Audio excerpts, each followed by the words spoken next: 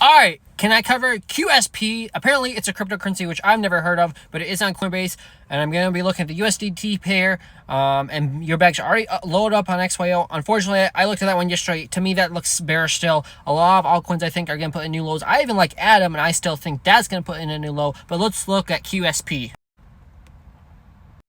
All right, so here's this QSP on the daily chart. Right now, you're trying to hold support at 10, or technically it's 1 penny. Below the 200-day moving average, was sitting all the way up there at 14 or 1.4 cents. So to me, anytime you're below the 200-day moving average, which is that yellow and red line, and anytime you're below the Ichimoku cloud, which is the red and green line, I'm bearish on the chart. You're also overbought on the stock RSI, if you guys can see it at the bottom right. So to me right now, this is bearish, and you're sitting on support. More times you test support, more likely you are to break that support too and go to the downside. Moving on to the 4-hour chart, below the 200-day moving average as well, below the Ichimoku cloud as well. 200-day moving average on the 4-hour chart is at 12, so again, bearish.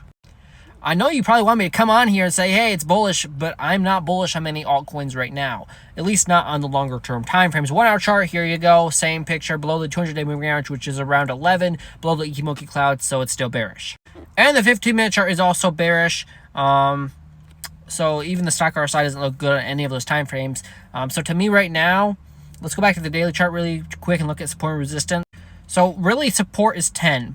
Resistance is 14.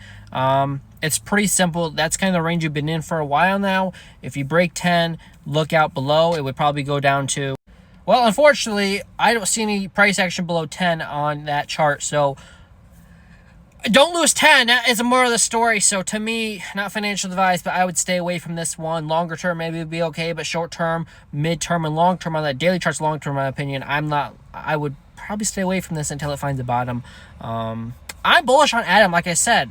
That's another altcoin I'm bullish on, but I'm staying away from Atom because it keeps putting in new lows. When it stops putting in new lows or makes a new high in the daily time frame, a higher high, I'll probably look for an entry on Atom, even if that means I have to buy a little bit higher. So sometimes it's better to just sit on the sidelines and wait for it to make a higher high in the daily time frame than to try time the bottom and catch a falling knife.